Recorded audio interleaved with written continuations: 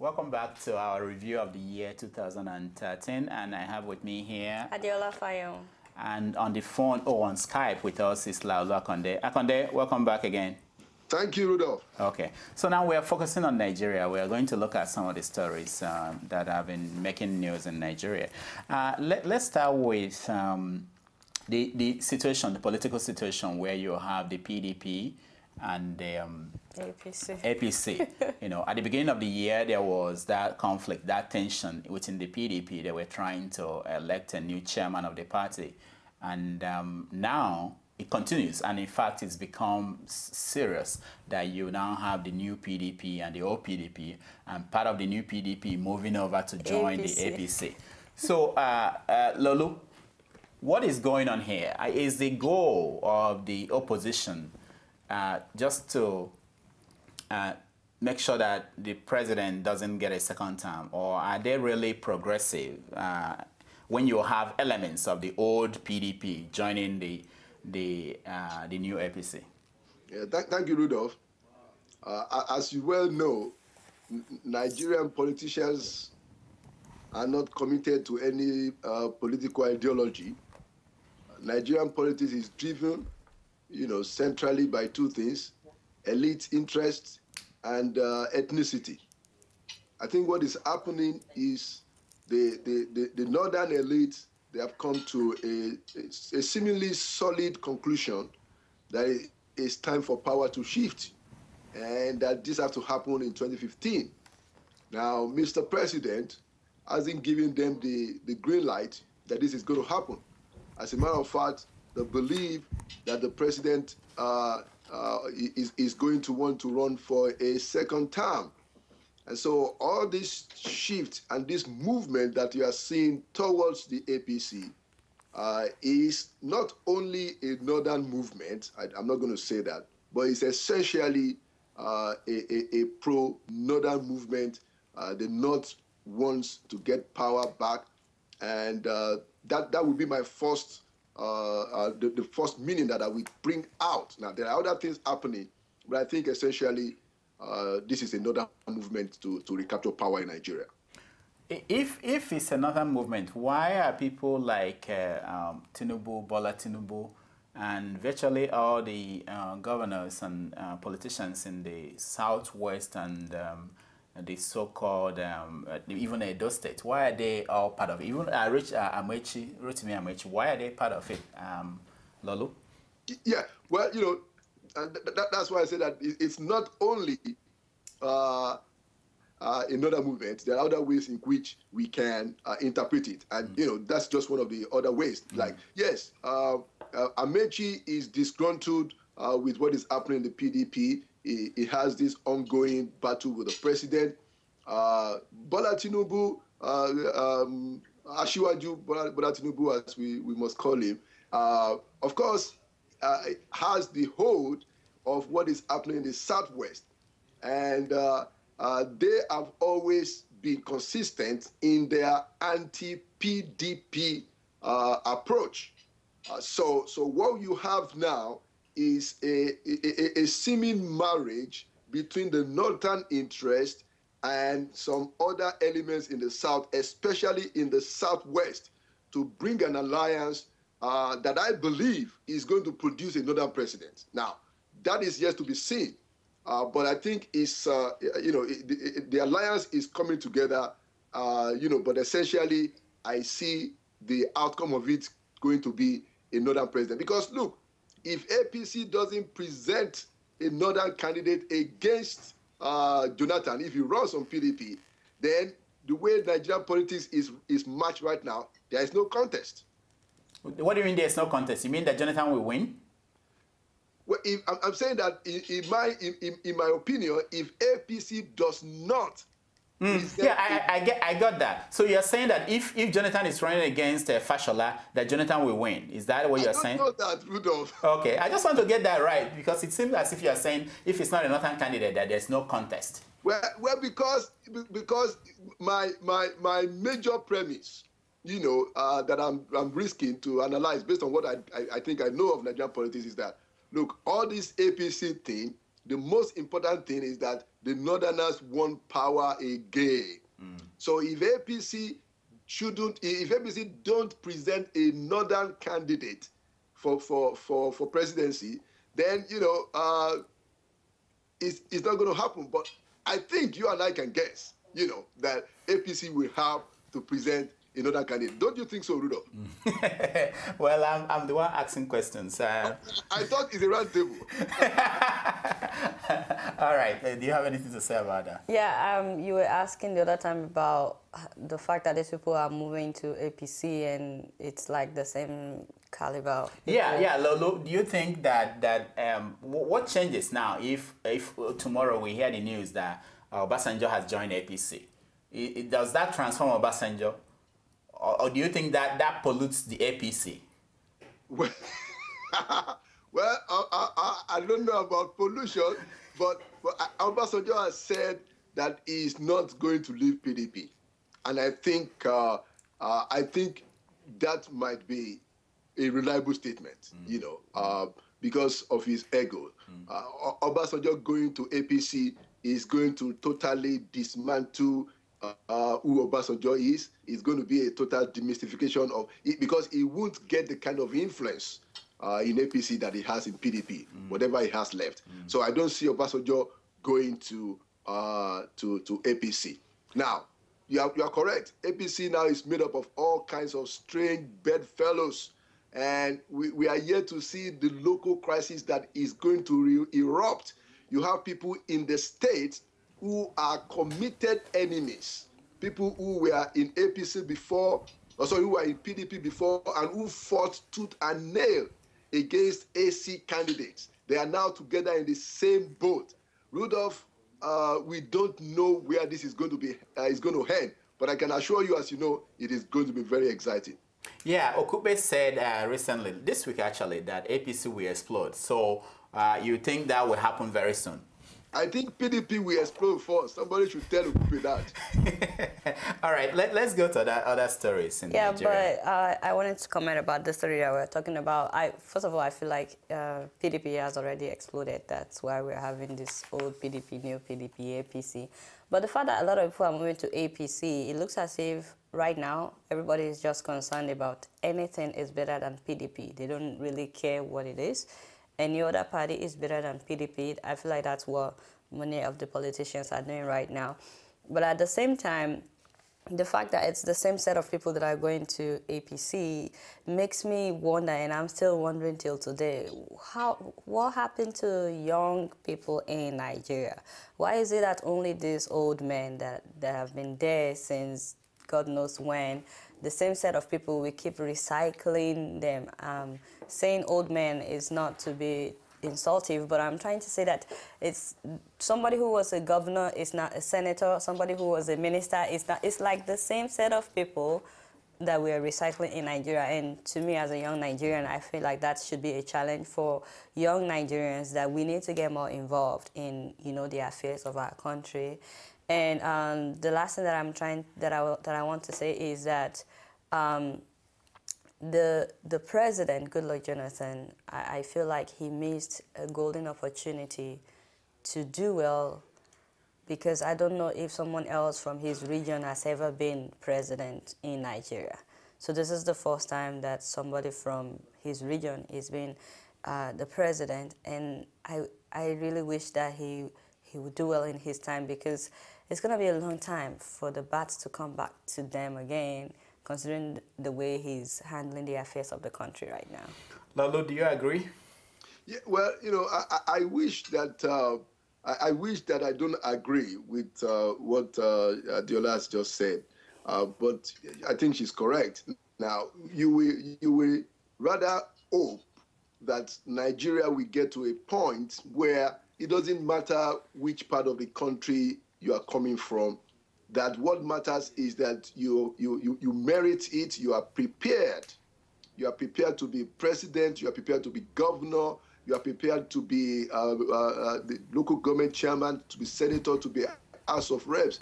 But right now, what you have is just some kind of feudalistic approach where somebody says this is the next person and he has to come from this particular place so that we have this turn by turn Nigeria Unlimited. Now, this is a major problem. It is not allowing, just like she said, for the emergence of new breed, younger people. I remember when I was getting out of high school in the early 80s, they were telling us that we were going to be the future leaders. And the same folks who were saying that, how many years after, like 40, 35 years after, they are still these people who are still running the government. Now, that is a bad testimonial for any country, and certainly a very bad one for Nigeria. Let me ask you, along this political topic on the presidency. Hello? I asked a few minutes ago, we spoke to Fani Kayode, and he implied that for the APC to win an election, they don't have to just talk to the masses and win the masses over. That they need to win these people that he called the stakeholders. That is, these people they are trying to bring into their fold. Doesn't that say something about the presidency of Nigeria? How powerful it is that you just can't win an election, go and win an election. You have to basically strip him of support of his own party to be able to win an election in the country. Laolu, are you there? Yeah, I'm here, and I'm trying to figure out the question. Yes. Maybe this will help. Like here in the U.S., when Barack Obama came to the scene, not many people knew about him before he came on, but he won and he won the election, he became the president. When will Nigeria get to that point where somebody can, say, I have everything it takes, I want to rule this country, and people will support him without the Babai Saleh? Because it looks as if Rudolf is saying, it looks like there are some godfathers when it comes to winning the election. It's not just the president. If they strip Jonathan of his godfathers, is that what you're saying? Yeah, but basically they are trying to make sure they have more governors in their camp, more members of the House, more members of the Senate. And then isolate him to the point that I think, if you ask me, I think the goal of the APC or the opposition is to even make him not to contest at all, to decide that he's not going to win this election, and then he will give up. Not really for them. I will expect that they will go out there and win the voters' approval and run and compete against the president. Yeah, because now I think I understand the question better now. I thought this was what you were asking, but I wanted to be clear. You know very well that the stakeholders in Nigerian politics, they are so powerful because they are the ones that facilitate the rigging of the election. They are the ones that facilitate it. They have developed some kind of institutional understanding and the conduct of election. They have mastered it. The ability to rig with the ability to make it seem as if it's not rigging. That is why it is important for APC to try and isolate the president, trying to make it difficult for elections to be rigged. I still believe, Rudolf and Adeola, that much of the Nigerian elections are still being rigged, heavily rigged. So that is why you see this great focus not on the electorate, by the APC. The focus is on these so-called stakeholders, because these are the people who have perfected the game of winning elections in Nigeria. All right, let's go to another topic, which is Governor Adam Oshomole, the governor of Edo State, and the incident that had him telling a widow who was selling some wares on the street of Benin City to go and die.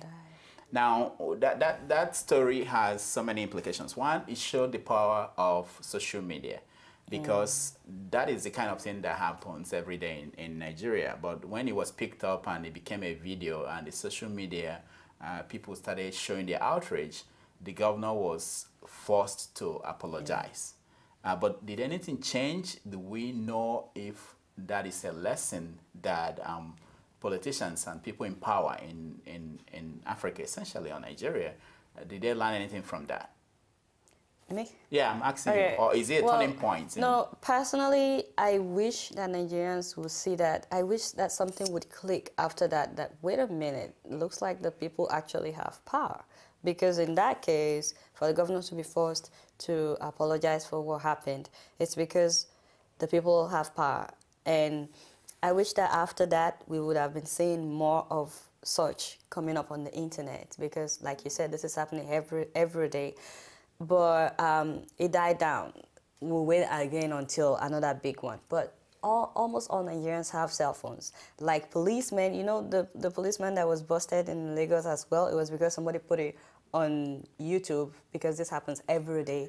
So I wish Nigerians would take that as a clue that, you know what, if you're trying to change our country, we need to use the power of the social media.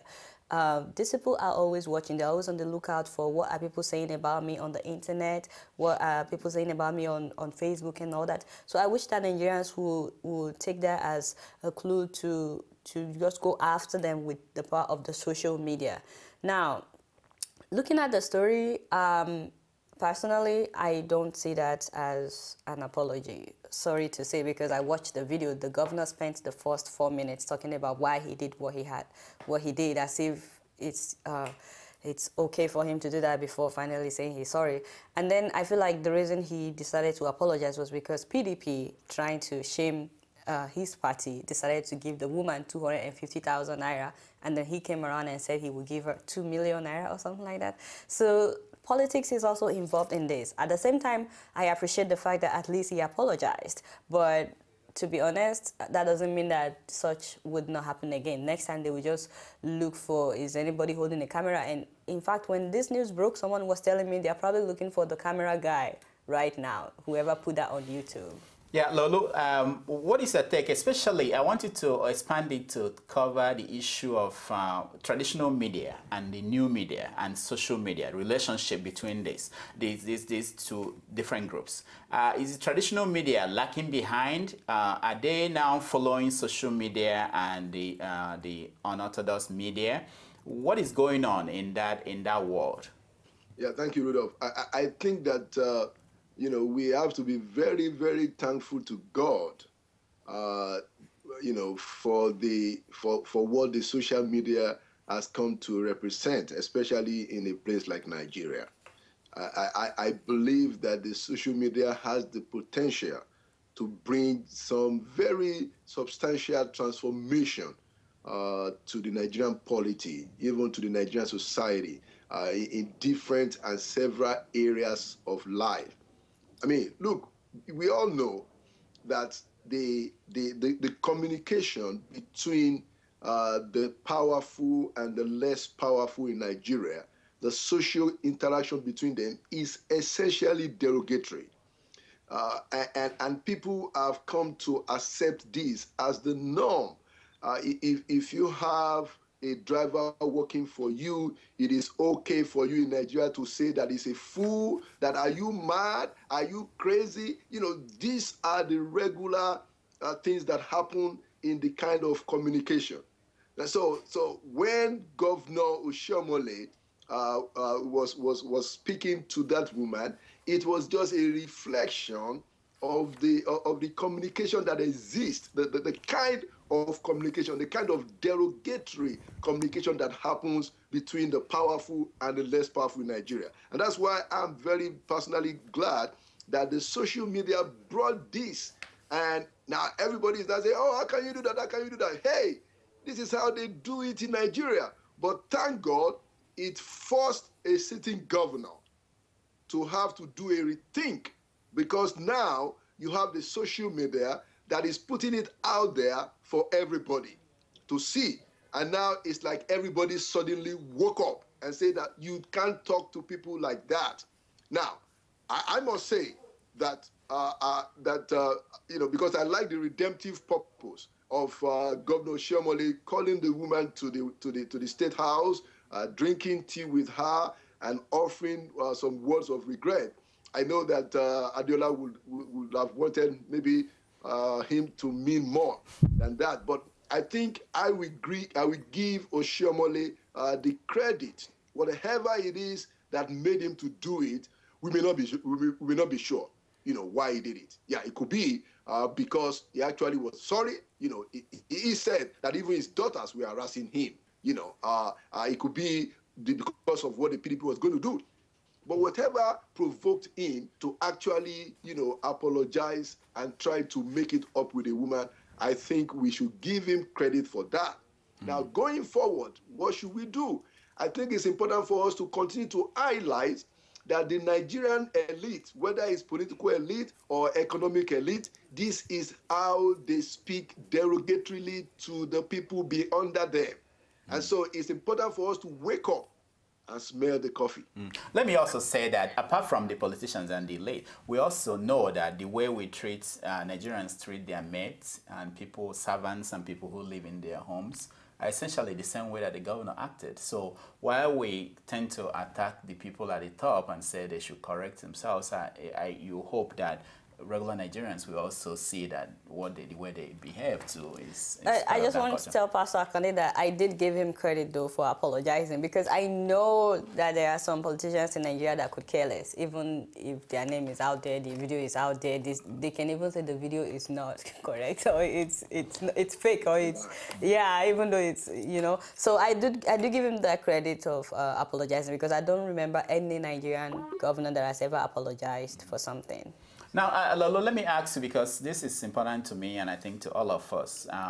We've had situations, which is our next story, the Stella Odua's story, situations where the online media broke a story that the traditional media are now forced to follow up on and cover. And these are stories that you would think that they will have been the one that will break the story. But they tend to stay away from such stories. Do you think there is a shift now that Premium Times, Sahara reporters, and all the rest are leading, and then the traditional media in Nigeria are picking up from there? Is it giving them confidence? Do you think, have you noticed any change, or is it just business as usual? No, honestly, it is no longer business as usual, Rudolf. And that is why I commend what you guys are doing on SaharaTV, what Muskilio is doing with Premium Times, and quite a number of the editors in the newsroom too. They have this zeal. I know people in the Guardian, I know people in the Punch who have equal zeal. But the Nigerian traditional media was almost going to bed, with the political elite, especially after the transfer of power to civilian authorities. It was okay, we got here, let's just let everybody relax. Thank God for online media. It has changed, and it is changing the face of the Nigerian media, because once Premium Times or Sahara reporters breaks a story, then it's out there. Everybody is on Facebook. Everybody has smartphones. Everybody can reach these things. Then you can no longer pretend that the story is not happening. So that forces the hand of everybody to follow it.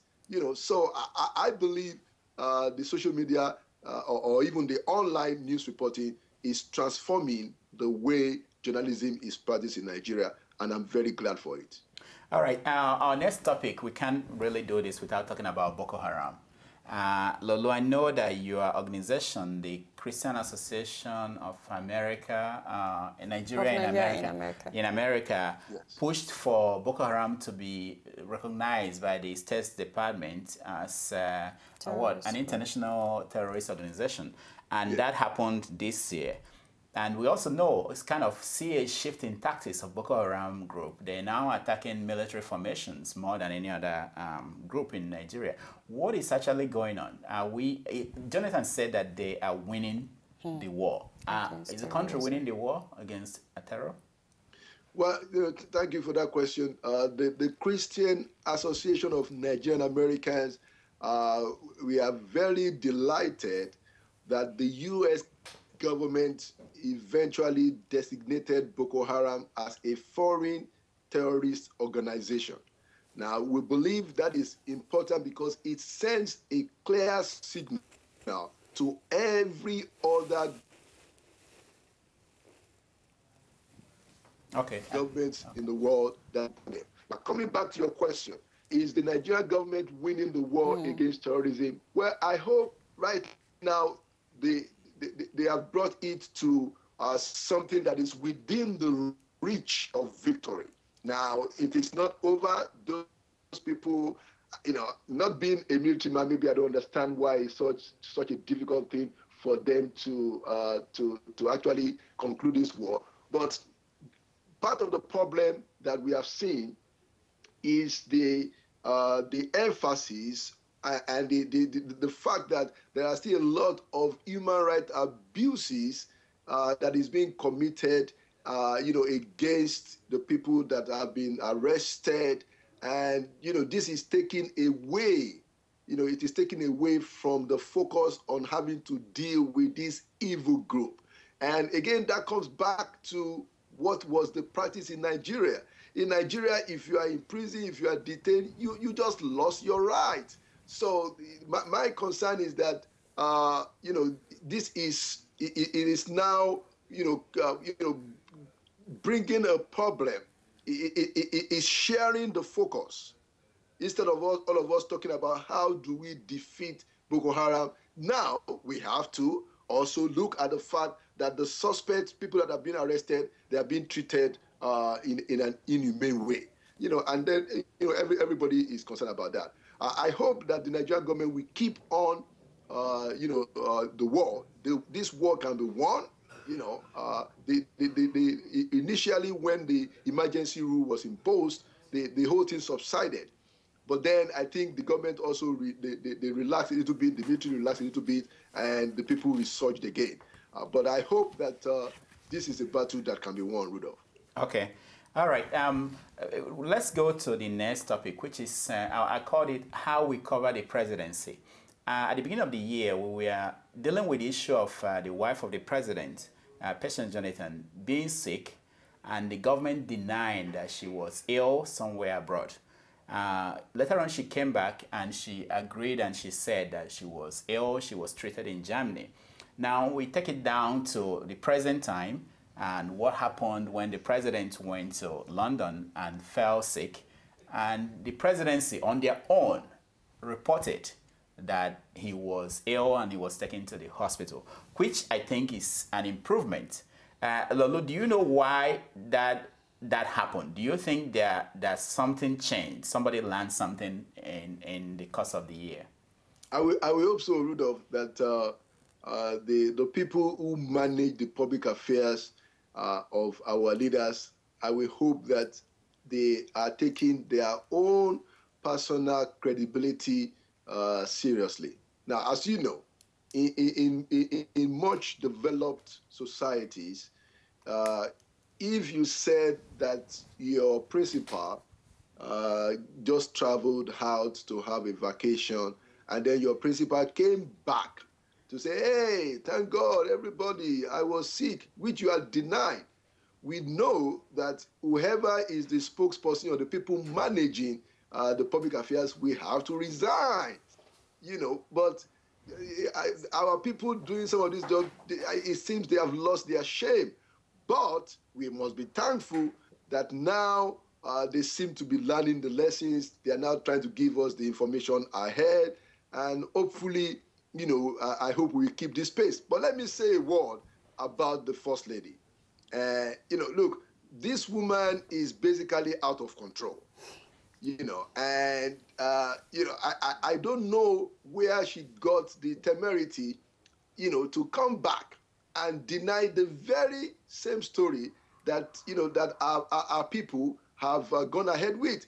It seems that they have no respect even for the people that are working for them. Because if you respect the people that are working for you, then you don't behave in this manner. I'm happy that she's alive. I'm happy that she didn't die. But the First Lady of a country has to come up with better scruples. Mm. Now let's go to Stella Odua.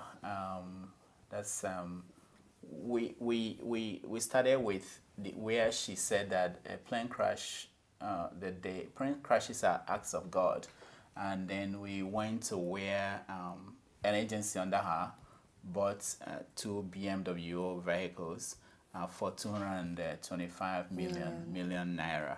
And up till now, there were committees set up by the president. The House had their investigative look into that. Nothing has been done. And yet she said she's not going to resign when she was talking to the media.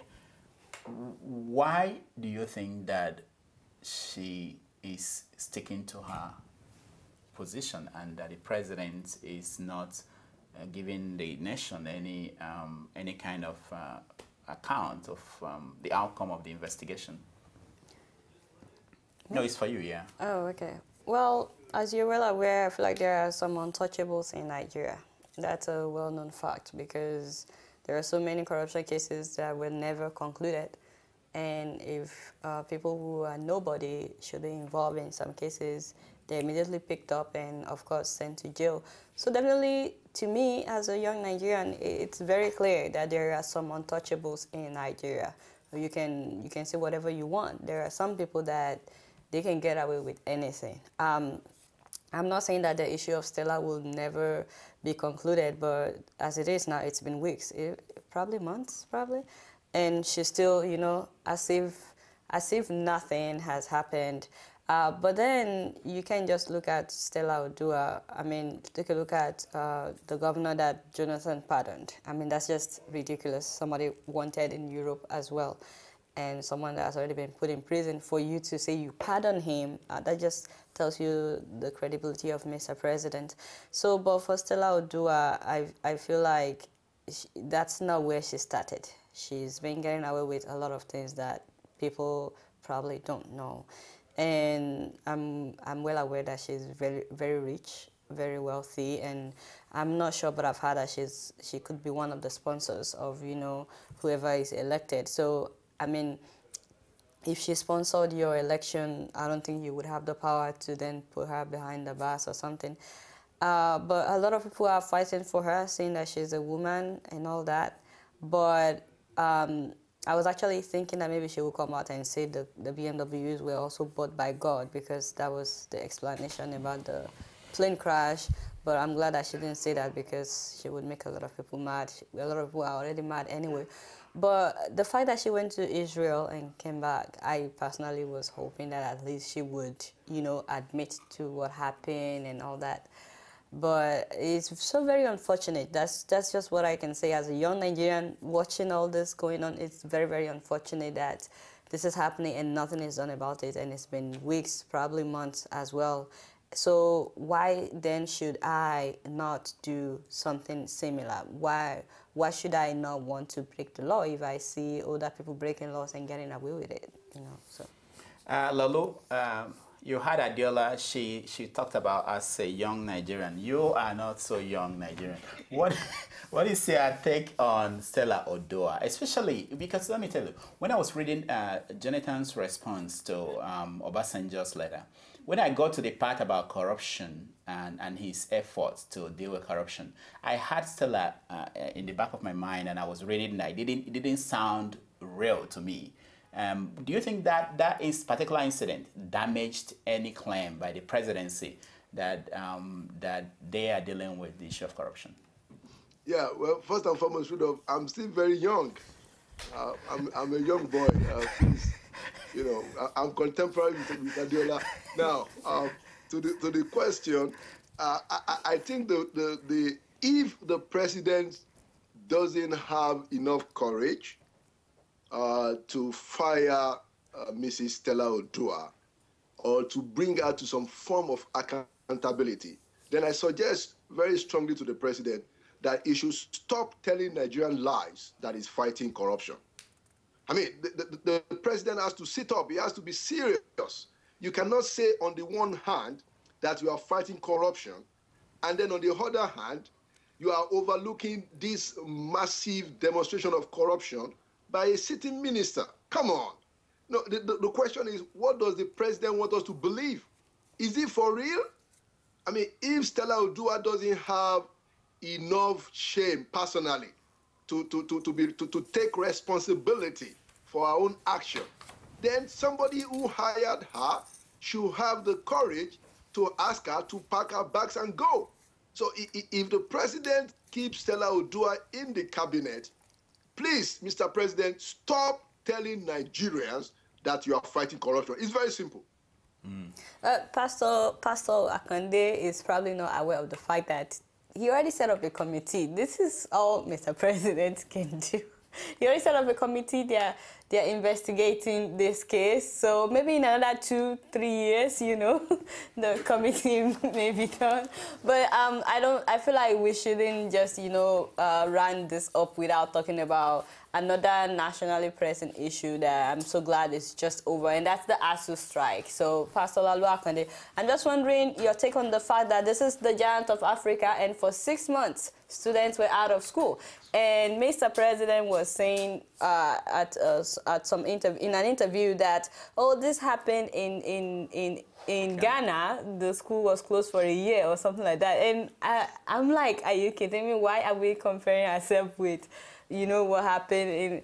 But Pastor Akande, I'm just wondering your take on the fact that students were out of school for 6 months, and if you can also talk about what they were fighting for. Yeah, thank you, Adeola. The truth of the matter is that the standards are falling. The standards are falling very, seriously. Let me just put it that way. It is a matter of grave concern for the president to be comparing what is happening in Nigeria to Ghana. Look, a lot of Nigerians are going for higher education in Ghana as we speak. You know, it's as bad as that to have to close the universities for 6 months. When we were in school, I think they closed it for about 2.5 months, and we thought that was ridiculous. Now, for 6 whole months, I think it's just terrible. Now, I covered in the early 90s, 1990, 91, the ASU strike when Jega was the president, and so I know quite a bit about the operation of ASU. Now, I know that a lot of people have tried to blame the ASU that, look, I mean, they should call off these strikes. Now, people need to understand the terrible conditions under which teachers in the university teach. The standards that used to be there. When we were in school in the 80s, they used to tell us that, oh, standards are falling. But right now, it's as if it's not just that standards are falling, there are no standards anymore. It's terrible. And let's just thank God that the strike is over. But honestly, it should have been much over. All right. It should have been over much earlier. It's very sad. Okay, Laolu, we don't have time left now. I can't let you go without asking you. We are approaching 2014. What are you looking forward to seeing in Nigeria, and what are your fears and your concerns as we approach 2014? Well, I don't have any fear. I have hope. I'm very optimistic. And I will be praying for Nigeria, and also hoping that all of us Nigerians, both home and abroad, we should be, putting our hands down. We should continue to advocate for good governance. We should continue to demand that our public officials must live above board. We should continue to demand that our leaders, when they say something, they must live by it. We should continue to reject a situation where leaders are saying one thing and they are doing another. And I am also hoping in the new year that those who have the credible voice in Nigeria, we have quite a number of our leaders, whether they are religious leaders, whether they are political leaders, whether they are social leaders, economic leaders, there are people who have a voice. I hope that they will use their voice in the new year to demand for a better condition for the poor people and the masses of Nigeria. This is my hope, and I'll be praying also. All right. Thank you so much, Laolu Akande. I have hope too. What's your hope? Well, I actually feel like 2014 will be good in Nigeria. And the reason that I feel like Jonathan would perform better than he's been doing in 2014. Because I personally feel like he's not about to let go without a fight when it comes to the 2015 election. And usually, I mean, I'm still very young, but I know that whenever it's close to election, they start fixing those roads. They start, they start doing all these things that they are supposed to have done since they became president. So I feel like in 2014, he will probably, embark on some projects that he ought to have done a long time ago, just to buy people's support for the 2015 election, because he has to be able to say, well, I did this, because right now there is nothing. But he would want to say, I did this, and this, for you to vote for me again to be your president in 2015. So 2014, I'm looking forward to hearing that, oh, this is being done in Nigeria. So. All right, Laolu, thank you so much for joining us. Thank you very much. And Adeola, thank you so much for being here. Thank you. When we come back, we are going to take your Skype calls, and we're going to talk about some of these same topics. I want to hear from you. What do you think about Nigeria in 2013, and what are you looking forward to in 2014? Stay tuned.